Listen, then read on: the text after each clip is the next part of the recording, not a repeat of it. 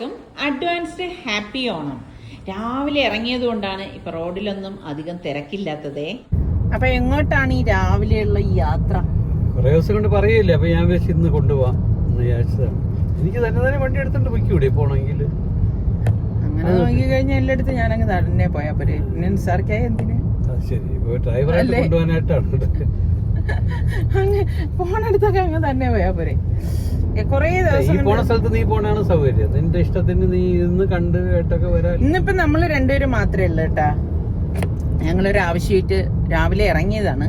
അപ്പൊ അതുകൊണ്ട് തന്നെ സനക്കുട്ടി ഇല്ല, അവരൊന്നും ഇല്ല. അപ്പൊ നമ്മള് കൊറേ നാളായില്ലേ നമ്മളിങ്ങനെ ഒറ്റയ്ക്ക് യാത്ര ചെയ്തിട്ട്. നമ്മള് രണ്ടുപേരുമായിട്ട് ഇങ്ങനെ യാത്ര രണ്ടുപേരും തിരക്കാവും. നമ്മൾ ചോദിച്ചെന്ത് തിരക്കെന്ന് വെച്ചാൽ രണ്ടുപേർക്കും രണ്ടുപേരായിട്ടുള്ള തിരക്ക്. ശരിക്കും ജീവിതത്തിൽ തിരക്കുകൾ അത്യാവശ്യമാണെന്നാണ് ഞാൻ പറയുന്നത് കേട്ടാ. പിന്നെ തിരക്കുകൾക്കിടയിൽ ഇതുപോലെ നല്ലൊരു സുഖവും കണ്ടെത്തണം നമുക്ക്. ഇങ്ങനത്തെ യാത്രയൊക്കെ സുഖം കാണുന്നത് അങ്ങനെയല്ല. ഇതിപ്പോ എനിക്ക് പോണം എന്ന് പറഞ്ഞിട്ട്, കാരണം ഇപ്പൊ ഞങ്ങൾക്ക് ഒരു ആവശ്യം ഉണ്ടായിരുന്നെന്ന് പറഞ്ഞില്ലേ, അത് കഴിഞ്ഞ് അവിടെ നിന്ന് വീട്ടിലെത്തി കഴിഞ്ഞാൽ നിസാറിക്ക പറയും, അല്ലല്ല എനിക്ക് അവിടെ പോകേണ്ടതുണ്ട്, ഇവിടെ പോകേണ്ടതുണ്ട്, എന്തെങ്കിലുമൊക്കെ കാര്യങ്ങൾ പറയാം. അപ്പൊ ഞാൻ പറഞ്ഞു അത് വേണ്ട, അല്ലെങ്കിൽ പിന്നെ അത് നടക്കത്തില്ല. അതുകൊണ്ട് പറഞ്ഞ് നേരെ ഡയറക്റ്റ് ഇങ്ങനെ പോവാന്ന് പറഞ്ഞു. അങ്ങനെ ഇപ്പൊ പോണതാണ് കേട്ടാ.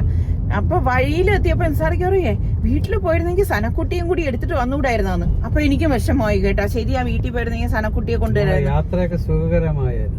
പക്ഷേ വീട്ടിലെത്തിക്കഴിഞ്ഞാൽ ഈ പറഞ്ഞ മാതിരി നിസാറിക്ക് പിന്നെ എന്തെങ്കിലും പറഞ്ഞിട്ട് അവിടെ നിന്ന് ഒഴിയും. അപ്പൊ പിന്നെ അത് വേണ്ടെന്ന് കരുതിയിട്ടാണ് ഇങ്ങനെ ഡയറക്റ്റ് ഇപ്പൊ ഇങ്ങനെ പോണതേ.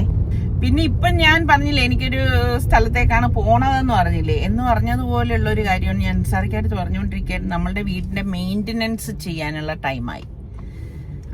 ശരിക്കും പറഞ്ഞാൽ ഒരു 4-5 വർഷം ആകുമ്പോ അല്ലേ, ഒരു വീട് വെച്ചിട്ട് ഒരു 4-5 വർഷം ആകുമ്പോഴേക്ക് മെയിൻ്റനൻസ് ചെയ്യണം. അല്ലെങ്കിലുള്ള പ്രശ്നം എന്ന് പറഞ്ഞു കഴിഞ്ഞാൽ പിന്നെ അത് കൂടത്തേ ഉള്ളൂ.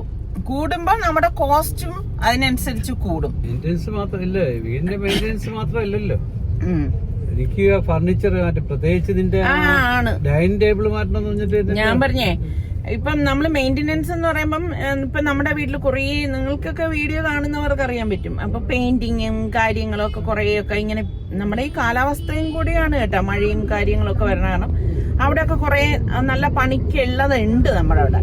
അത് മാത്രമല്ല, പിന്നെ ഞാൻ എപ്പോഴും പറയുന്നതാണ് ഫർണിച്ചറിന്റെ കാര്യത്തിലെ, അതിനൊരു ഉദാഹരണം എന്ന് പറഞ്ഞു കഴിഞ്ഞാല്, നമ്മളെ ഒരു 8 സീറ്റർ ഡൈനിങ് ആണ് നോക്കിയിരുന്നത് അന്ന്.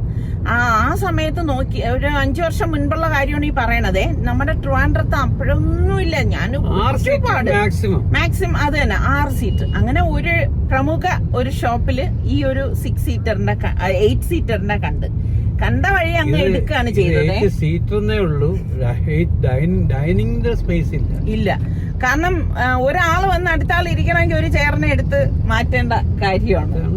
അതൊന്ന് മാറ്റണം അല്ലേ. പിന്നെ നമ്മുടെ കർട്ടനുകൾ ഒന്ന് ചേഞ്ച് ആക്കണം എന്നൊക്കെ വിചാരിക്കുന്നുണ്ട്.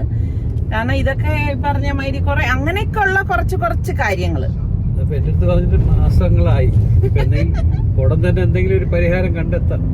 ചിലരുണ്ട് കേട്ടാ, വിചാരിക്കുന്ന സമയത്ത് വിൽക്കേണ്ടത് OLX-ലിടും, മാറ്റും, പുതിയത് ഉപയോഗിക്കുകയും ചെയ്യല്ലേ. അത് തന്നെ, മനുഷ്യരെ പോലെ അപ്പോഴേ മനുഷ്യരെ പോലെ വിറ്റുകളായി. ഓക്കെ, അങ്ങനെ നമ്മളിപ്പം കുഴിപ്പള്ളത്താണ് വന്നിരിക്കുന്നത് കേട്ടാ. അപ്പം എനിക്ക് ഇവിടെ നിന്ന് കുറച്ച് സാധനങ്ങളൊക്കെ വാങ്ങിക്കാനുണ്ട്. ഇതൊക്കെ നമ്മൾ സമാധാനമായിട്ട് നിന്ന് വാങ്ങിച്ചാൽ മാത്രമേ ശരിയാകത്തുള്ളൂ. പിന്നെ ഞാൻ നേരത്തെ പറഞ്ഞതുപോലെ നിസാറിക്ക ഫ്രീ ആയിട്ടിരിക്കുന്ന ടൈമാണെങ്കിൽ എനിക്കും സമാധാനമായിട്ട് നിന്ന് വാങ്ങിക്കാൻ പറ്റും. ധൃതിയിൽ നമ്മൾ ഒരു കാര്യം വാങ്ങിച്ചു കഴിഞ്ഞാൽ അത് ശരിയാകത്തുമില്ല കേട്ടോ. മെയിനായിട്ട് എനിക്ക് ഇവിടെ വന്നിട്ട് 1-2 ഐറ്റം ഒക്കെ എടുക്കാനുണ്ടായിരുന്നു കേട്ടോ. നമ്മുടെ വീട്ടിൽ സനക്കുട്ടിക്ക് ഇപ്പോൾ തൊഴിലെന്താ അറിയോ, എൻ്റെ പോട്ടിൽ വന്നിട്ട് ഈ കല്ലിനെയൊക്കെ എടുത്ത് കളയലാണ്. അപ്പം എനിക്ക് ഈ കല്ല് മെയിനായിട്ട് വാങ്ങിക്കണമായിരുന്നു. അപ്പം 2 ചാക്ക് കല്ല് വാങ്ങിച്ചിട്ടുണ്ട്. ഒരു ചാക്കെന്ന് പറയണത് ഇത്രയേ ഉള്ളൂ, 25 കിലോ ആണ് ഒരു ചാക്ക്. അപ്പം സാറ് ചോദിക്കുന്നത് നിനക്ക് എന്തിനാ 2 ചാക്കെന്ന്? ഞാൻ പറഞ്ഞു എനിക്ക് വേണം, എനിക്ക് പോട്ടിലിടാൻ വേണ്ടിയിട്ട്. ചില സ്ഥലത്ത് ഇങ്ങനെ പാകിയിരിക്കുന്ന കാണില്ലേ സമയം. പക്ഷെ ഈ കല്ലേ പാകിയിരിക്കണ കണ്ടാലും ഇത് ഭയങ്കര പണി കിട്ടും എന്നാണ് പറയണത്. എനിക്ക് അറിഞ്ഞൂടാ ശരിയായ രീതിയിലൊക്കെ ചെയ്തില്ലെങ്കിൽ. അത് ഏതൊരു കാര്യം അങ്ങനെ തന്നെയാണ് കേട്ടോ. നമ്മുടെ വീട്ടിൽ നമ്മൾ ചെയ്തിരിക്കണത് നാച്ചുറൽ സ്റ്റോൺ ആണ് ഇട്ടിരിക്കുന്നത്. പക്ഷെ സൂപ്പർ. ആ ചെയ്തവരെന്ന് പറഞ്ഞു കഴിഞ്ഞാൽ നന്നായിട്ട് ചെയ്തു എന്നുള്ളതാണ്. അടിപൊളിയായിട്ട്. ഇത് കണ്ട ലവിന്റെ ഷേപ്പിൽ അവര് ഇങ്ങനെ വളച്ചുകൊണ്ട്. പക്ഷെ എനിക്ക് കാണാം, പക്ഷെ ഇതില് കാണുമ്പോ ലവ് ഒന്നും കാണത്തില്ല. കമ്പി വെച്ചിട്ട് അതിൽ ഇങ്ങനെ വളച്ച് വെച്ചിരിക്കുന്നതാണേ. ഇന്ന് നമ്മള് സനക്കുട്ടിയെ കൊണ്ടുവന്നിരുന്നെങ്കിൽ ഇവിടൊക്കെ കംപ്ലീറ്റ് അവള് ഓടി തിമിർത്തേനെ. ഇത് നമ്മുടെ റെഡ് ചില്ലിയാണ്. പക്ഷെ 2 കളറൊക്കെ. പക്ഷെ ഇത് എന്തെന്നറിയോ, റെഡ് ചില്ലി എന്ന് അറിയണമെങ്കിൽ മറ്റത് കാണണം. മറ്റേ കാണുമ്പോഴേ റെഡ് ചില്ലി ആയിട്ട് തോന്നുന്നു. കടലാസ് പൂ കാണാനായിട്ട് ഒരു പ്രത്യേക ഭംഗിയില്ലേ. അവിടെ നോക്കിക്കേ, അത് കാണാൻ നല്ല രസമുണ്ടല്ലേ. എന്തൊക്കെ പറഞ്ഞാലും കടലാസ് പൂ എന്ന് പറയുമ്പോഴത്തേക്ക് അല്ല, ആ ചുവപ്പ് നമ്മൾ നാച്ചുറലായിട്ട് കിട്ടുന്ന കളർ ഉണ്ടല്ലോ, ഇതിനൊക്കെയാണ്. നമ്മുടെ വീട്ടിൽ ഈ 2 കളർ ചേർന്നിട്ടുള്ളതുണ്ടല്ലോ. പക്ഷെ ഇത് കൊള്ളാം അല്ലേ, മരമായിട്ട് വന്നിട്ടുണ്ട്. അങ്ങനെ വന്നാൽ പറ്റും. മറ്റേ നമ്മളിരിക്കുകയാണ്. ഇതാണ് നാച്ചുറൽ കളർ. പക്ഷെ എനിക്ക് ഈ കളറിനോട് വലിയൊരു പ്രിയല്ല. എല്ലാവരുടെ വീട്ടിലുള്ളതല്ലേ. ഇത് ഭംഗിയുണ്ടല്ലേ. ഇത് 2 കളറ് ഷെയ്ഡാണ്. റെഡ് ചില്ലി ഞാൻ കാണിച്ചു തരാം. റെഡ് ചില്ലി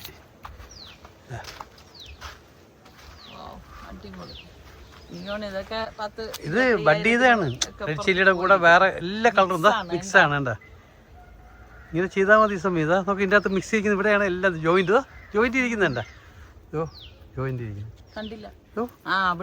കഷ്ണം പോലാണ് ഇരിക്കുന്നത് അല്ലേ. ആ കളർ നോക്കി. ഇത് വൈറ്റ് അല്ലേ. അതുപോലെ തുണി നനയ്ക്കണ കല്ല് എവിടെ കിട്ടുമെന്ന് കഴിക്കുന്ന. അപ്പോൾ എന്തായാലും ഇതുവരെ വന്നതല്ലേ. അപ്പോൾ എനിക്ക് ഇങ്ങനത്തെ പോട്ടിൻ്റെ ആവശ്യം ഉണ്ടായിരുന്നു കേട്ടോ. ഞാൻ എന്തായാലും കല്ലെല്ലാം വാങ്ങിച്ചു വെച്ചിരിക്കുകയാണല്ലോ. ഇതിപ്പോൾ നമുക്ക് വീട്ടിൻ്റെ അകത്തും പുറത്തും ഒക്കെ വയ്ക്കത്തക്ക ടൈപ്പിലുള്ള പോട്ടുകളും ചെടികളും എല്ലാം ഇവിടെ ഉണ്ട് കേട്ടോ. അപ്പം ഞാനിങ്ങനെ ഈ ഓരോ പോട്ട് കണ്ടിട്ട് നമ്മുടെ വീടിന് മാച്ച് ചെയ്യണ പോട്ട് വേണമല്ലേ എടുക്കുക. ഇത് കണ്ടപ്പോൾ നല്ല രസം തോന്നി കേട്ടോ. പക്ഷേ ഇത് തീരെ ചെറുതായിപ്പോയി. എനിക്ക് ഇത്രയും ചെറിയ പോട്ടിനോട് വലിയ പ്രിയമില്ല കേട്ടോ. നമ്മൾ വലിയ ട്രീ ഒക്കെയാണ് വയ്ക്കണതെങ്കിൽ അത്യാവശ്യം വലിപ്പമുള്ള പോട്ട് വേണം. അപ്പം അങ്ങനെ മനസ്സിനിണങ്ങിയത് വേണം. ഇത് കണ്ടിട്ട് നമ്മുടെ കുട്ടയുടെ ഷേപ്പ് കേട്ടോ എനിക്കിഷ്ടപ്പെട്ടിട്ടില്ല. പിന്നെ അത്രയും സ്പേസ് അങ്ങ് വീടിന് പോവുകയും ചെയ്യും. പിന്നെ പല തരത്തിലുള്ളതാണ് ഇതുപോലെയൊക്കെ ഭംഗിക്കൊക്കെ വയ്ക്കുന്ന തരം പോട്ടുകളും ഒക്കെ ഉണ്ട്. അപ്പോൾ എനിക്ക് വേണ്ടത് നിസാറിക്ക് തന്നെ സെലക്ട് ചെയ്ത് തന്നു. അങ്ങനെ ഇപ്പം അത് ബില്ല് പേയ്മെൻറ്റ് കൊടുക്കുകയാണ്. ഞാൻ കാണിച്ചു തരാവേ. ഞാൻ വാങ്ങിയ പോട്ട് ഏതാണെന്നുള്ളത് നല്ല ഹൈറ്റ് ഉള്ളതാണ്. ഇതാ കണ്ട, ഇതാണ്. പിന്നെ അകത്ത് ഞാൻ പുതിനയിലെ മല്ലിയിലേക്ക് നടാൻ വേണ്ടിയിട്ടാണ് അകത്തിരിക്കുന്ന 2 പോട്ട് വാങ്ങിച്ചത് കേട്ടോ.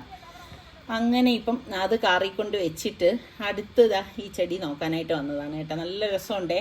ഇത് കണ്ടോ, ഇത് ബോൺസായി ആണേ. ഇതിൻ്റെ വില കേട്ട് കഴിഞ്ഞാൽ സത്യം പറഞ്ഞാൽ നമ്മൾ ഞെട്ടിപ്പോവും. ഇതാ കണ്ടോ, ഈ ഒരു മരത്തിന് 5 ലക്ഷം രൂപയാണ്. എന്താ വില അല്ലേ. ഇതുമൊക്കെ വാങ്ങിച്ചു വയ്ക്കാൻ ആൾക്കാരുണ്ടാവുമായിരിക്കുമല്ലേ. അല്ലെങ്കിൽ പിന്നെ അവരിങ്ങനെ സെയിലിന് വയ്ക്കത്തില്ലല്ലോ. പിന്നെ കുറഞ്ഞ വിലയ്ക്കുള്ളതും ഉണ്ട്. കുറഞ്ഞ വില എന്ന് പറയുമ്പോഴേക്ക് അതിനും ഉണ്ട് വില കേട്ടോ. അതാ ഈ ഒരു മരം കണ്ടോ, ഇതിൻ്റെ വില വന്നിട്ട് 60,000 രൂപയാണ്. എൻ്റെ റബ്ബേ, ചെടികളുടെയൊക്കെ ഓരോരോ വിലകൾ. ഇതാ 20,000 രൂപയുടെ ചെടിയാണ് ഈ കാണുന്നത്. ഞാൻ എടുത്തതേ. സാർക്ക് വിചാരിക്കും ഇതിപ്പോ കയ്യിൽ വേറെന്തിരിക്കുന്നു. ഇതൊക്കെ ഇല്ലാത്തോണ്ടാണ് എനിക്ക് തോന്നുന്നു കൃഷി ഒന്നും നടക്കാറ്. ഈ സാധനമാണ് അവിടെ വെച്ചിട്ട് ചക്ക അറയ്ക്കും എന്ന് പറഞ്ഞില്ലേ, ഇങ്ങനെ വലിച്ചെടുക്കുന്നു. പക്ഷെ ഇത് അതിനൊക്കെ ഈ പറഞ്ഞ ചക്കയില്ല. പിന്നെ ഇതെല്ലാം നമുക്ക് കയറ്റിക്കൊണ്ട് പോകാൻ എളുപ്പത്തിന് ഒരു സ്ഥലത്തേക്ക് വെച്ചു. പിന്നെ അവർ തന്നെ വണ്ടിയിലെടുത്ത് വെക്കും. സാർക്ക് പിന്നെ എളുപ്പത്തിന് വേണ്ടിയിട്ട് വണ്ടി റിവേഴ്സ് എടുത്ത് ഇതാ കൊണ്ടുവന്നു. അപ്പം അത്യാവശ്യം നല്ല വലിപ്പം ഉണ്ടല്ലോ കല്ലിന്. ഞാൻ പറഞ്ഞില്ലേ ഒരു ചാക്കിന് 25 കിലോ ഉണ്ട്. അപ്പം 50 കിലോ കല്ല് കയറ്റുമ്പോൾ തന്നെ വണ്ടി ഇതാ താഴ്ന്നു പോവാണ് കേട്ടോ. അപ്പം ഇതുപോലെയുള്ള വലിയ പോട്ടായതുകൊണ്ട് പിന്നെ ഇവിടെ വെക്കണ്ട, പിന്നെ അകത്ത് വയ്ക്കാമെന്ന് വിചാരിച്ചിട്ടാ. കാരണം അല്ലെങ്കിൽ പിന്നെ ഇത് അടയ്ക്കുമ്പോഴേക്കും പിന്നെ പ്രശ്നമാവും. അങ്ങനെ പിന്നെ നിസാറിക്ക് ഇതിനെ നോക്കിയിട്ട് അകത്തേക്ക് വയ്ക്കണം. പിന്നെ വേറെ ആരും ഇല്ലല്ലോ, പിന്നെ അത് സീറ്റിൽ അങ്ങ് ഇരുന്നോളും. അപ്പം ഇവിടെ വരുമ്പം ഇതൊക്കെയാണ് പ്രശ്നം. ഇനിയിപ്പം ഇത് മാത്രമല്ല കേട്ടോ, അങ്ങോട്ടേക്ക് ഇത് ഓരോന്നും ഓരോ സ്ഥലത്താണ് ഇവിടെ വാങ്ങുന്നത്. അപ്പൊ എനിക്ക് വളമണ്ണും കൂടി വാങ്ങാനുണ്ട്. അത് നമ്മൾ ഈ പോകുന്ന വഴിയിൽ വേണം എടുക്കാനുള്ളത്. അപ്പോൾ ഇനിയിപ്പോൾ പോണ വഴിയിൽ ആ വളമണ്ണും കൂടി എടുത്തിട്ട് വേണം പോകാനുള്ളത് കേട്ടോ. ഇപ്പം വന്ന വഴിയിൽ ചെടികളുടെ എല്ലാ സ്ഥലങ്ങളിലൊക്കെ ഒന്നും ഞാൻ പോയിട്ടൊന്നും ഉണ്ടായിരുന്നില്ല കേട്ടോ. അപ്പോൾ അതുകൊണ്ട് തന്നെ കാറിലിരുന്ന് ഞാനിങ്ങനെ എല്ലാം നോക്കായിരുന്നു കേട്ടോ. അപ്പം എന്താ നോക്കിക്കേ, ഞാൻ ലെഫ്റ്റ് സൈഡിലേക്ക് നോക്കുമ്പോഴേക്കും നല്ല രസമുണ്ട് കേട്ടോ. പൂക്കളൊക്കെ ഇങ്ങനെ വിരിഞ്ഞ് നിൽക്കുന്നുണ്ട്. പിന്നെ ഇവിടെയൊക്കെ വന്നു കഴിഞ്ഞാൽ പിന്നെ ഒരുപാട് സമയം പിന്നെ അതിനായിട്ട് അങ്ങ് പോകും. അപ്പോൾ പിന്നെ ബാക്കിയുള്ള കാര്യങ്ങൾ നടക്കത്തില്ല. അത് കാരണം പിന്നെ വളമണ്ണ് വാങ്ങിയിട്ട് ഇനിയിപ്പം നമ്മൾ നേരെ ഇവിടെ നിന്ന് തിരിക്കുകയാണ് ചെയ്തത് കേട്ടോ. അപ്പം ഈ കാലാവസ്ഥ അനുകൂലമായിരുന്നത് കൊണ്ട് വലിയ പ്രശ്നമില്ല കേട്ടോ. ത്രോട്ടിനൊക്കെ ഇത്തിരി പ്രശ്നമുള്ളതാണ്. നിസാർക്കൊക്കെ ഏറ്റവും ഇഷ്ടമുള്ള ഐറ്റമാണ് ഐസ്ക്രീം. പക്ഷെ ടെൻഡർ കോക്കനട്ടിന്റെ ഫ്ലേവറാണ് വാങ്ങിയതേ. പക്ഷേ അതിന്റെ ഒരു ടേസ്റ്റ് വരുന്നില്ല അല്ലേ, ഒരു സുഖമില്ല കേട്ടാ. പൈസയൊക്കെ കുഴപ്പമില്ല, പൈസ നല്ല അത്യാവശ്യം പൈസ 60 രൂപയാണ് ഒന്നിന്. ടേസ്റ്റിന്റെ കാര്യത്തിലേ ഉള്ളൂ പ്രശ്നം. എനിക്ക് നൊങ്ക് സർബത്ത് വാങ്ങി കൊടുക്കാൻ വേണ്ടി നൊങ്ക് കിടപ്പുണ്ട്. പക്ഷെ ആ കട അടച്ചിരിക്കുന്നു. അയാൾ എന്തോ കല്യാണത്തിന് എന്തോ പോയി. ഞാൻ അവിടെ നിന്ന് ഇങ്ങോട്ട് വരുമ്പോഴേ എനിക്ക് നൊങ്ക് കഴിക്കണം എന്ന് വലിയ ആഗ്രഹം. അല്ലെങ്കിൽ നിസാറിക്കൊക്കെ അറിയാം എനിക്ക് നൊങ്ക് ഇഷ്ടമാണെന്നുള്ളത്. അത് കഷ്ടങ്ങളൊക്കെ ഉണ്ട്. നമ്മളുടെ ഇഷ്ടങ്ങൾ അനുസരിച്ച് ഒരാള് ഒരു കാര്യം ചെയ്യുമ്പം സന്തോഷമല്ലേ. നമ്മള് കഴിച്ചു തുടങ്ങിയോണ്ട് നീ അങ്ങോട്ട് കഴിച്ചു നോക്കുക. അതിനകത്ത് കഷ്ണങ്ങളുണ്ട്. അപ്പൊ ഞാനൊന്ന് കഴിക്കട്ടെ.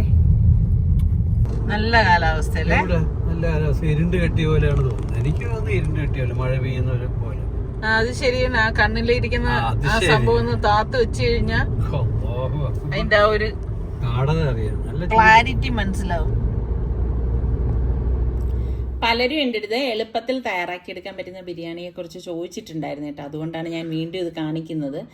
അപ്പോൾ അതാ ഒരു 3-4 സവാള ഇതുപോലെ സ്ലൈസ് ചെയ്തെടുക്കണം. നമ്മളുടെ ചിക്കൻ എത്രയാണോ എടുക്കുന്നത് അതിനനുസരിച്ച് എടുത്താൽ മതി. നല്ലതുപോലെ ഒന്ന് സ്ലൈസ് ആക്കി എടുത്താൽ മാത്രമേ നമുക്ക് ഇതുപോലെ ഫ്രൈ ചെയ്തെടുക്കാൻ പറ്റൂ. അപ്പം ഈ ഒരു ബിരിയാണിയുടെ സ്പെഷ്യൽ എന്ന് പറയുന്നത് തന്നെ ഈ സവാള ഫ്രൈ ചെയ്തെടുക്കുന്നതാണ് കേട്ടോ.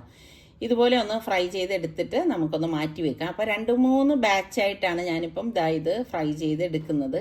കരിഞ്ഞു പോകാതിരിക്കാൻ പ്രത്യേകം ശ്രദ്ധിച്ചേക്കണേ. കരിഞ്ഞു പോയി കഴിഞ്ഞാൽ അത്ര ഒരു ടേസ്റ്റ് ബിരിയാണിക്ക് ഉണ്ടാവത്തില്ല. അതുകൊണ്ടാണ്. പിന്നെ നമുക്ക് വേണ്ടത് ഒരു 8-10 പച്ചമുളക് വേണം. ഒരു വലിയ ഉണ്ട വെളുത്തുള്ളിയാണ് ഞാൻ എടുത്തത്. അതുപോലെ തന്നെ ഇഞ്ചിയും വലിയ 2 പീസ് എടുത്തിട്ടുണ്ട്. ഇനി ഇതൊന്ന് ക്രഷ് ചെയ്തെടുക്കാം കേട്ടോ. പച്ചമുളകാണ് ഇതിൽ മീതെ നിൽക്കുന്നത്. കാരണം നമ്മൾ മുളക് പൊടി ഇതിലേക്ക് ചേർക്കുന്നില്ല. അപ്പോൾ കഴുകി വൃത്തിയാക്കിയ ചിക്കൻ പാനിലേക്ക് ഇട്ട ശേഷം നമ്മൾ ഈ ക്രഷ് ചെയ്തെടുത്ത ഈ മസാല ഉണ്ടല്ലോ അത് ഇതിലേക്ക് ഇട്ട് കൊടുക്കാം കേട്ടോ. അപ്പം ശരിക്കും പറഞ്ഞാൽ ഈ ഒരു ബിരിയാണി ഒരു യെല്ലോയിഷ് കളറിലാണ് ഇരിക്കുന്നത്. പിന്നെ നമുക്ക് വേണ്ടത് തൈരാണ്. ഒരു 1/2 കപ്പോളം തൈര് നമുക്ക് ഇതിലേക്ക് ചേർത്ത് കൊടുക്കാം. അപ്പം നേരത്തെ നമ്മൾ മാരിനേറ്റ് ചെയ്ത് വയ്ക്കുകയാണെങ്കിൽ കുറച്ചുകൂടി നല്ലതാണ്. പിന്നെ ഫ്രൈ ചെയ്തെടുത്ത സവാള നമുക്കിതിലേക്ക് ഇട്ടിട്ട് ഇതിലങ്ങ് ചേർത്ത് കൊടുക്കുകയാണ് ചെയ്യണത്. പിന്നെ 2 അത്യാവശ്യം വലിപ്പമുള്ള തക്കാളി എടുത്തിട്ടുണ്ട്. പിന്നെ കുറച്ചധികം മല്ലിയിലയും ചെറുതായിട്ട് അരിഞ്ഞ പുതിനയിലയും കൂടി ഇട്ടിട്ടുണ്ട്. 1 ടീസ്പൂൺ മഞ്ഞൾപ്പൊടിയും 2 ടേബിൾ സ്പൂൺ മല്ലിപ്പൊടിയാണ് കേട്ടോ. പിന്നെ 1 ടീസ്പൂണോളം ഗരം മസാല പൊടിയും കൂടി ഇട്ട് കൊടുക്കുകയാണ്. പിന്നെ പാകത്തിനുള്ള ഉപ്പും കൂടി ഇതിലേക്ക് ചേർത്ത് കൊടുക്കാം. ഇനി ഇത് കൈകൊണ്ട് നന്നായിട്ട് ഒന്ന് മിക്സ് ചെയ്ത് കൊടുക്കാം. അതുകൊണ്ടാണ് ഞാൻ പറഞ്ഞത്, ഇപ്പം നിങ്ങൾ ഇപ്പോൾ ഒരു മണിക്കൂർ മുന്നേ ഇത് മാരിനേറ്റ് ചെയ്ത് വേണമെങ്കിൽ വെച്ചിട്ട് എടുക്കാം. അതല്ലാന്നുണ്ടെങ്കിൽ തലേ ദിവസം രാത്രി ഇത് മാരിനേറ്റ് ചെയ്തിട്ട് പിറ്റേ ദിവസം രാവിലെ തന്നെ ഉപയോഗിച്ചാൽ കുറച്ചുകൂടി നല്ലതാണ്. എന്നിട്ട് ഇത് നമുക്ക് മൂടി വെച്ചിട്ട് തീ കുറച്ച് വെച്ചിട്ട് വേണം ഇത് റെഡിയാക്കി എടുക്കാനുള്ളത്. ഈ സമയം നമുക്ക് ഇതിലേക്കുള്ള ചട്നിക്ക് വേണ്ടിയിട്ട് ഞാൻ കുറച്ച് മല്ലിയില മിക്സിയിൽ ജാലിയിട്ടിട്ടുണ്ട്. പിന്നെ വേണ്ടത് ഇഞ്ചിയാണ് കേട്ടോ. ഇനി നമുക്ക് തേങ്ങ ഇതിലേക്ക് ചേർത്ത് കൊടുക്കാം. പല രീതിയിൽ നമ്മൾ ഈ ചമ്മന്തി ഉണ്ടാക്കാറുണ്ടല്ലോ. അപ്പം ഈ ഒരു ബിരിയാണിക്ക് പറ്റിയൊരു ചമ്മന്തിയാണ് ഇത്. ഇനി നമുക്ക് 2 പച്ചമുളക്, പാകത്തിനുള്ള ഉപ്പും കൂടി ഇതിലേക്ക് ചേർത്ത് കൊടുക്കാം. പിന്നെ വിനാഗിരിയാണ് ഞാൻ ഒഴിച്ചു കൊടുക്കുന്നത് കേട്ടോ. നാരങ്ങാ നീരിനേക്കാളും കുറച്ചുകൂടി നല്ലത് ഇതുപോലെ വിനാഗിരി ഒഴിച്ചിട്ട് ഇത് അരച്ചെടുക്കുന്നതാണ്. അപ്പോൾ ഇതുപോലെ ഈ ഒരു രീതിയിലാണ് നമ്മൾ അരച്ചെടുക്കുന്നത്. ഒരുപാട് അങ്ങ് ലൂസായി പോരുത്. കഴിഞ്ഞാൽ അത്ര ഒരു രുചി ഉണ്ടാവത്തില്ല കേട്ടോ. അപ്പോൾ അതാ നമ്മുടെ ആ ഒരു ചമ്മന്തി റെഡി ആയിട്ടുണ്ട്. ഇനി ഞാൻ പച്ചമുളക് ഇതുപോലെ ഒന്ന് വട്ടത്തിൽ അരിഞ്ഞെടുക്കുകയാണ് കേട്ടോ. പിന്നെ 2 തക്കാളി എടുത്തിട്ടുണ്ട്. നമ്മൾ ഇതുപോലെയൊക്കെ എടുക്കുമ്പോഴേക്ക് നല്ല കളറുള്ള തക്കാളി എടുക്കുന്നതാണ് എപ്പോഴും നല്ലത് കേട്ടോ. അപ്പം ശരിക്കും പറഞ്ഞാൽ നമുക്കത് കാണാനും നല്ല ഭംഗിയാണ്, കഴിക്കുമ്പോഴും പ്ലേറ്റിലൊക്കെ വിളമ്പുമ്പം നല്ല ഭംഗിയായിരിക്കും. അതുകൊണ്ടാണ് ഞാൻ ഈ നല്ല കളറുള്ള തക്കാളി പറയുന്നത്. പിന്നെ കുറച്ച് മല്ലിയില കൂടി ഒന്ന് അരിഞ്ഞെടുക്കാം കേട്ടോ. അപ്പോൾ ബിരിയാണി കഴിക്കുമ്പോൾ നിങ്ങൾക്ക് കൂടെ കഴിക്കാൻ ഇപ്പം അച്ചാറുകളിലാണെങ്കിൽ ഏത് അച്ചാറാണ് നിങ്ങൾക്ക് ഇഷ്ടം, അതുപോലെ റൈത്ത ഏതാണ് ഇഷ്ടം. അപ്പം ഞാൻ കുറച്ച് സവോള മാറ്റി വെച്ചിട്ടുണ്ടായിരുന്നു ഈ റൈത്തയ്ക്ക് വേണ്ടിയിട്ടേ. അപ്പം ഈ അരിഞ്ഞതും ഇതിലേക്ക് ഇട്ടിട്ട് നമുക്കിനിയിപ്പം തൈര് ഇതിലേക്ക് ഇട്ട് കൊടുക്കാം കേട്ടോ. പിന്നെ അല്പം പുളിപ്പുള്ള തൈരാണ് എപ്പോഴും നമ്മൾ റൈത്തയൊക്കെ തയ്യാറാക്കുമ്പോൾ നല്ലത് കേട്ടോ. പുളിപ്പില്ലെങ്കിലും അത്ര ഒരു ടേസ്റ്റ് ഒന്നും ഉണ്ടാവില്ല. എന്നിട്ട് നമുക്ക് ആ പാകത്തിനുള്ള ഉപ്പിട്ട ശേഷം എല്ലാം ചേർത്ത് നല്ലതുപോലെ ഒന്ന് മിക്സ് ചെയ്ത് കൊടുക്കാം കേട്ടോ. അപ്പോൾ ഇതാ നമ്മുടെ റൈത്തയും ഇവിടെ റെഡി ആയിട്ടുണ്ടേ. പിന്നെ ഞാനിവിടെ ഗോൾഡൻ കൈമ റൈസാണ് എടുത്തിരിക്കുന്നത്. 3 കപ്പ് ഗോൾഡൻ കൈമ റൈസ് എടുത്തിരിക്കുകയാണ് കേട്ടോ. അപ്പം ഇത് ഇനിയിപ്പം ഒന്ന് കഴുകിയെടുക്കണം കേട്ടോ. അപ്പം കൈമ റൈസ് ആയതുകൊണ്ട് തന്നെ അങ്ങനെ കുതിരാനൊന്നും വെക്കേണ്ട ആവശ്യമില്ല. അപ്പോൾ ഇതിനിടയ്ക്ക് ഇതാ നമ്മളുടെ ചിക്കൻ വെന്ത് വരുന്നുണ്ട്. നമുക്ക് കുറച്ച് വിനാഗിരി ഇതുപോലെ ഒന്ന് ഒഴിച്ചു കൊടുക്കണം. ഇനി നിങ്ങളുടെ കയ്യിൽ നാരങ്ങ ഇരിപ്പുണ്ടെങ്കിൽ നാരങ്ങ നീര് ഒഴിച്ചു കൊടുത്താലും മതി. ചെറിയൊരു പുളിപ്പിന് വേണ്ടിയിട്ടാണ് നമ്മൾ അങ്ങനെ ചെയ്യുന്നത് കേട്ടോ. എന്നിട്ട് ഇതാ ഞാനൊന്ന് ലെവൽ ചെയ്ത് വെച്ചു കൊടുക്കുകയാണ്. എന്നിട്ട് ഇത് മൂടി വെച്ചിട്ട് നമുക്കിത് വേവിച്ചെടുക്കാം. മറ്റൊരു പാൻ അടുപ്പത്തേക്ക് വെച്ച ശേഷം നെയ്യ് ഒഴിച്ചു കൊടുക്കുകയാണ് കേട്ടോ. നമ്മുടെ റൈസിന് വേണ്ടിയിട്ടാണേ. അപ്പോൾ നെയ്യൊന്ന് ചൂടാകുന്ന സമയത്ത് ഞാനിവിടെ പട്ട, ഗ്രാമ്പു, ഏലക്ക ഇത്ര എടുത്തിട്ടുണ്ട്. അപ്പോൾ അത് നമുക്ക് ഇതിലേക്ക് ഇട്ട് കൊടുക്കാം. പിന്നെ കൈമ റൈസ് ആയതുകൊണ്ട് തന്നെ പെട്ടെന്ന് വെന്ത് കിട്ടും കേട്ടോ. അപ്പം വെള്ളം ഊറ്റിക്കളഞ്ഞ ശേഷം നമുക്ക് ഈ കൈമ റൈസ് ഇതിലേക്ക് ഇട്ടിട്ട് നല്ലതുപോലെ ഒന്ന് ഇളക്കി കൊടുക്കണം. നിങ്ങൾക്ക് ഇഷ്ടമുള്ള ബ്രാൻഡ് ഏതാണ് കൈമ റൈസിൽ ഒന്ന് പറയണം കേട്ടോ. എനിക്കും കൂടെ ട്രൈ ചെയ്ത് നോക്കാമല്ലോ. പിന്നെ ഞാൻ ഇതിൻ്റെ ഇരട്ടി വെള്ളമാണ് എടുക്കുന്നത്. അപ്പോൾ അത് വെള്ളം ഒഴിച്ചിട്ട് അതൊന്ന് വേവിച്ചെടുക്കുകയാണ് കേട്ടോ. പിന്നെ ഓരോ റൈസ് എടുക്കുമ്പോഴും വെള്ളത്തിൻ്റെ അളവിലൊക്കെ മാറ്റങ്ങൾ വരുന്നുണ്ട്. ഇവിടെ ഞാൻ ക്യാരറ്റ് ഇതുപോലെ അരിഞ്ഞെടുത്തിട്ടുണ്ട്. കുറച്ച് മല്ലിയില ഇട്ടിട്ടുണ്ട്. അതും കൂടി ഇതിലേക്ക് ചേർത്ത് കൊടുക്കുകയാണ്. കുറച്ച് വെറൈറ്റി ഉള്ള ബിരിയാണിയല്ലേ ഇത്, അതുകൊണ്ടാണ് ഇങ്ങനെയൊക്കെ ചേർത്ത് കൊടുത്തിരിക്കുന്നത് കേട്ടോ. എന്തായാലും നിങ്ങളൊരു പ്രാവശ്യമെങ്കിലും ട്രൈ ചെയ്ത് നോക്കൂ. നല്ല അടിപൊളിയാണ് കേട്ടോ. എന്നിട്ട് ഇത് വേവിക്കാനായിട്ട് ഞാൻ വെച്ചിട്ടുണ്ട്. അപ്പം ഇടയ്ക്ക് ഞാൻ ഇതിൻ്റെ അടപ്പൊന്ന് മാറ്റിയിട്ട് നോക്കുകയാണ്. എന്നിട്ട് നമുക്ക് ജസ്റ്റ് ഒന്ന് ഇളക്കി കൊടുക്കാം. ഈ അരി ഉടഞ്ഞു പോവുക ഒന്നും ചെയ്യത്തില്ല കേട്ടോ. അപ്പം ഇനി കുറച്ചുകൂടി വെള്ളം ഒന്ന് വറ്റി വരാനുണ്ടേ. അതിപ്പോൾ ഞാനിപ്പം തുറന്നു വെച്ചിട്ട് തന്നെ ആ വെള്ളം ഒന്ന് വറ്റിച്ചെടുക്കുകയാണ് ചെയ്യണത്. ഇനിയിപ്പം ഞാൻ ചിക്കൻ കാണിച്ചു തരാം. ഇവിടെ ചിക്കൻ റെഡിയായി വന്നിട്ടുണ്ട്. ഇനിയൊന്നുമില്ല, നമ്മൾ ഈ വേവിച്ച് വെച്ചിരിക്കുന്ന റൈസ് ഈ ചിക്കന് മീതെ ഒന്ന് ഇട്ട് കൊടുക്കും കേട്ടോ. അപ്പം ഞാനിപ്പം വെള്ളം ഒഴിച്ചപ്പം എനിക്ക് തോന്നുന്നു അത്രയും വെള്ളത്തിൻ്റെ ആവശ്യം ഉണ്ടായിരുന്നില്ല കേട്ടോ. ഒരു കപ്പ് അരിക്ക് 1.25 1.5 കപ്പ് വെള്ളം മാത്രം മതിയായിരുന്നു. ഞാൻ എടുത്തപ്പോൾ ലേശം കൂടിപ്പോയി കേട്ടോ. കുഴപ്പമില്ല, ബിരിയാണി തന്നെയല്ലോ. അപ്പം ഞാൻ മൂടി വെച്ച് കൊടുക്കുകയാണ്. പിന്നെ അതൊക്കെ ഒന്ന് വറ്റി വരുന്ന സമയത്ത് നമുക്ക് ഈ ഫ്രൈ ചെയ്ത് വെച്ചിരിക്കുന്ന സവാള ഞാൻ മീതെ ഇട്ട് കൊടുക്കാൻ കേട്ടോ. ഇനി നിങ്ങൾക്ക് അണ്ടിപ്പരിപ്പോ കിസ്മിസോ ഒക്കെ വേണമെങ്കിൽ അതും ഇതിലേക്കൊക്കെ ഇട്ട് കൊടുക്കാം. ഞാനിപ്പം കുറച്ച് മല്ലിയിലയും ചെറുതായിട്ട് അരിഞ്ഞതും കൂടി ഇട്ടെടുക്കുകയാണ്. അപ്പോൾ ഇതാണ് സ്പെഷ്യൽ ബിരിയാണി എന്ന് പറയുന്നത്, നിങ്ങൾ ആവശ്യപ്പെട്ട ബിരിയാണി കേട്ടോ. നല്ല ടേസ്റ്റാണ്. എന്തായാലും നിങ്ങൾ ഒരു പ്രാവശ്യമെങ്കിലും ഒന്ന് ട്രൈ ചെയ്ത് നോക്കിയ ശേഷം എനിക്കൊന്ന് ഫീഡ്ബാക്ക് തരണേ. ഉച്ച കഴിഞ്ഞപ്പോഴേക്ക് പെട്ടെന്ന് എടുത്തൊരു തീരുമാനമാണ് കേട്ടോ. അല്ലാതെ മുൻകൂട്ടി നമ്മളങ്ങനെ പ്ലാൻ ചെയ്യുകയോ എടുക്കുകയോ ഒന്നും ചെയ്തിട്ടുണ്ടായിരുന്നില്ല. എന്തായാലും ഇനിയിപ്പോൾ ഒട്ടും വൈകണ്ടെന്ന് വിചാരിച്ചിട്ട് എല്ലാവരും പെട്ടെന്ന് റെഡിയായി അങ്ങനെ ഇറങ്ങുമായിരുന്നു കേട്ടോ. സനക്കുട്ടിക്ക് ഭയങ്കര സന്തോഷമാണ് കേട്ടോ. ഇങ്ങനെയൊക്കെ വെളിയിൽ പോകണമെന്ന് കേട്ട് കഴിഞ്ഞാൽ തന്നെ ആള് വളരെ ഹാപ്പിയാണ്. അപ്പം അവൾ തന്നെ സെലക്ട് ചെയ്ത ഡ്രസ്സും കാര്യങ്ങളൊക്കെയാണ് അവൾ ഇട്ടിരിക്കുന്നത് കേട്ടോ. അപ്പം നല്ലൊരു കാലാവസ്ഥ കേട്ടോ. അപ്പോൾ പിന്നെ അതുകൊണ്ടാണ് ഒട്ടും വൈകിക്കണ്ടെന്ന് വിചാരിച്ചത്. ഈ ബാദാമേ കണ്ടോ? എവിടെ പോണേ മോളെ? സനക്കുട്ടി എവിടെ പോണേ? ഞാൻ ജീവിതത്തിൽ കുറേ കാലം കൊണ്ട് ആഗ്രഹിക്കുന്ന ഒരു സ്ഥലത്തേക്കാണ് ഇവരെ ഇപ്പൊ കൊണ്ടുപോകാൻ പോകുന്നത്. എന്റെ ജീവിതത്തിൽ ആദ്യമായിട്ടാണ്. ഉറപ്പ്. നീ കേറുമ്പോ എത്തുമ്പോ പറയല്ലേ? എത്തുമ്പോ എന്ത് പറയാൻ? സഫാബിക്കോ? എനിക്ക് ആദ്യമായിട്ട്. അപ്പൊ അവിടെ പോയിട്ട് കാണാം. ഈ പോകുന്നത് നമ്മളുടെ വീടിന്റെ വളരെ അടുത്ത് തന്നെയാണ് കേട്ടോ. ഒരു 5-6 കിലോമീറ്റർ അത്ര തന്നെ വരത്തുള്ളൂ അവിടെ എത്താനായിട്ട് കേട്ടോ. അപ്പം ഇപ്പം നമ്മള് അവിടെ എത്തിയിട്ടുണ്ട്.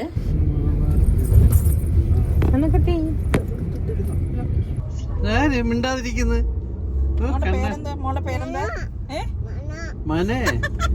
ഏത് തമ്പുരാട്ടിയാ? ഏതില്ലത്തതാ? അങ്ങനെ നമ്മളിപ്പം എത്തിയിരിക്കുന്നത് തുമ്പി ഏവിയേഷൻ വട്ടപ്പാറയിലാണ് കേട്ടോ. അപ്പം ഞാൻ പറഞ്ഞില്ലേ നമുക്ക് അധിക ദൂരത്തൊന്നും അല്ല ഇത്. അപ്പം വരുമ്പോൾ തന്നെ നല്ല രസമുള്ള സീനറിയാണ് കേട്ടോ. നല്ല ഉയർന്ന പ്രദേശമാണ് കേട്ടോ.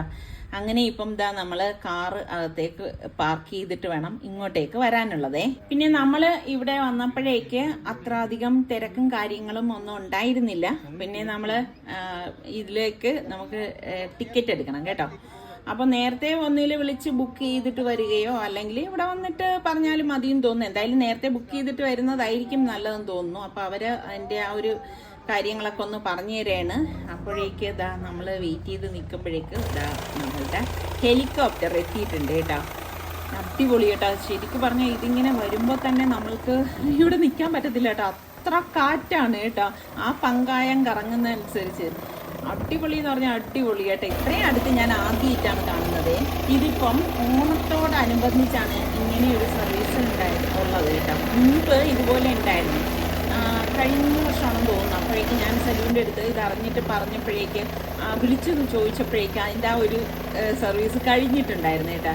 അപ്പം അത് കഴിഞ്ഞിട്ടാണ് നമ്മളിത് അന്വേഷിച്ചത്. അപ്പം എനിക്കത് വലിയൊരു ആഗ്രഹമായിട്ട് കിടക്കായിരുന്നേ. അങ്ങനെ ഇപ്പം എന്താ നമ്മൾ ഹെലികോപ്റ്ററിലേക്ക് കയറി അതങ്ങ് പറന്നുയർന്നു കേട്ടോ. അടിപൊളി എന്ന് പറഞ്ഞാൽ അടിപൊളി എക്സ്പീരിയൻസ് ആണെന്നേ. നമ്മൾ ഈ ഫ്ലൈറ്റിലൊക്കെ പോയിട്ടുണ്ടെങ്കിലും അതുപോലെയുള്ള എക്സ്പീരിയൻസ് അല്ല കേട്ടോ ഇത് ഹെലികോപ്റ്റർ അല്ലേ.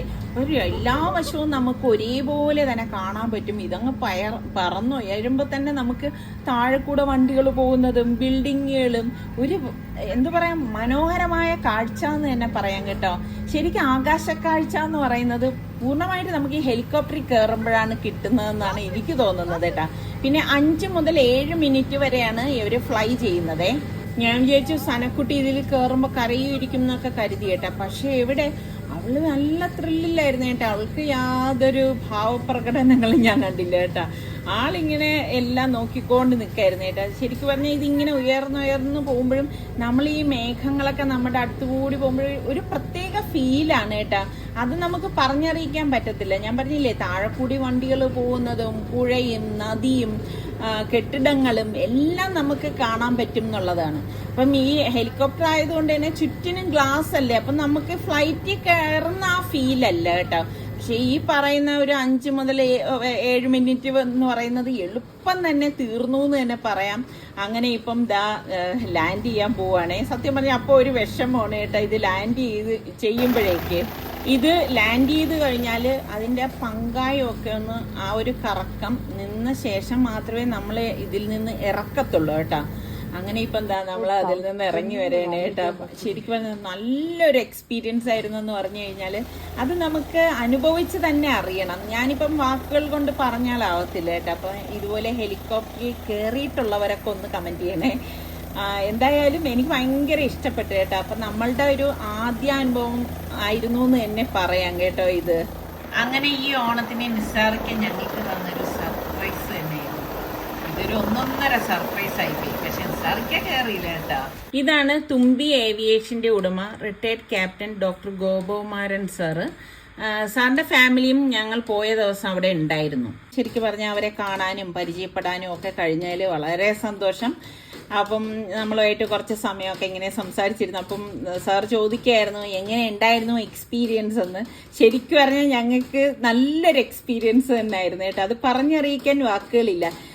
ഒരു പ്രാവശ്യം നമ്മൾ കയറി കഴിഞ്ഞാൽ നമുക്ക് വീണ്ടും വീണ്ടും ഇതിലേക്ക് പോകണം തോന്നും. ഇതാണ് മാഡം, റാണി മാഡം, സാറിൻ്റെ വൈഫാണ്. അപ്പം സാറിൻ്റെ വൈഫും ഫാമിലിയും എല്ലാവരും ഇവിടെ ഉണ്ടായിരുന്നു. അപ്പോൾ സനക്കുട്ടിയും ഭയങ്കര ഹാപ്പി ആയിട്ട് നിൽക്കുകയാണ് കേട്ടോ. നമ്മൾ സാധാരണയുള്ള ഒരു റൈഡിലൊന്നും കയറുന്നത് പോലെ അല്ലല്ലോ ഇതുപോലെയുള്ള എക്സ്പീരിയൻസ് എന്ന് പറയുന്നത്. ശരിക്കും എനിക്ക് തോന്നുന്നത് നമുക്ക് ലൈഫിൽ ഒരു പ്രാവശ്യമെങ്കിലും ആഗ്രഹിക്കുകയാണെങ്കിൽ നമ്മളത് നടത്തണം.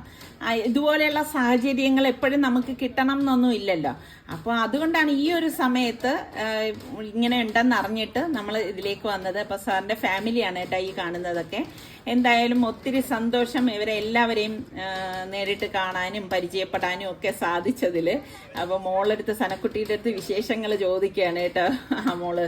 എന്തായാലും ഇന്നത്തെ ഈ ഒരു ഹെലികോപ്റ്റർ സഞ്ചാരം ജീവിതത്തിൽ മറക്കാൻ പറ്റാത്ത ഒന്ന് തന്നെയാണ് കേട്ടോ. ഞാൻ അത്രയേറെ ആഗ്രഹിച്ച ഒരു സംഭവം തന്നെയാണ്.